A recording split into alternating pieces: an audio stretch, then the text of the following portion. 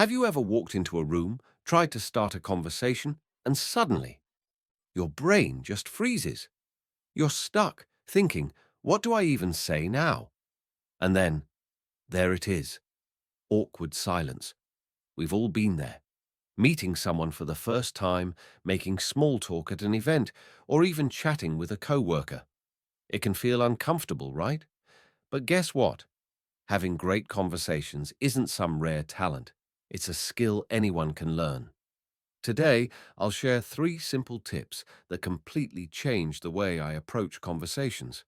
These tips will help you avoid those awkward moments and make you the person people actually enjoy talking to. Let's dive in. First, let's talk about silence. Most of us treat it like the enemy, but it's not. There was this one time at a family gathering where I ended up sitting next to a distant cousin. We exchanged a couple of words, and then silence. For a moment, I felt awkward, but instead of forcing conversation, I decided to let the silence be.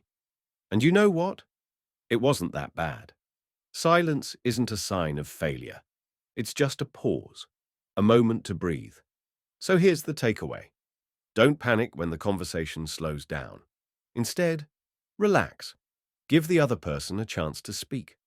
Often, they'll naturally pick up the thread and you'll avoid the pressure of filling every gap.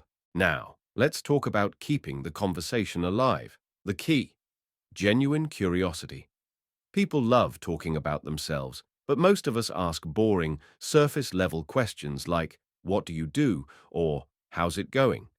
Instead, ask questions that make people think and smile.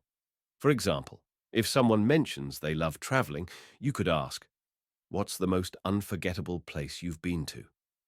If you could visit any country tomorrow, where would you go? What's one trip you'd take again in a heartbeat? I remember asking someone, if you could live anywhere in the world for a year, where would it be? That one question turned into a 20-minute chat about their dream of living in Japan. When you ask thoughtful questions, the conversation becomes more fun and you show that you're genuinely interested in the other person. Conversations come alive with stories. Think about it. Stories add color, humor, and emotion to any discussion.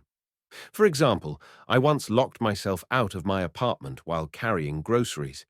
It was chaotic and embarrassing at the time, but now it's a story that always gets a laugh. You don't need epic tales to engage people. Simple, relatable moments work best. Maybe it's the time you got stuck in traffic during a rainstorm or tried cooking a new recipe and ended up setting off the fire alarm. Having a few go-to stories ready makes it easier to connect with people and keeps conversations flowing naturally. Here's an important lesson. Not every conversation is worth saving.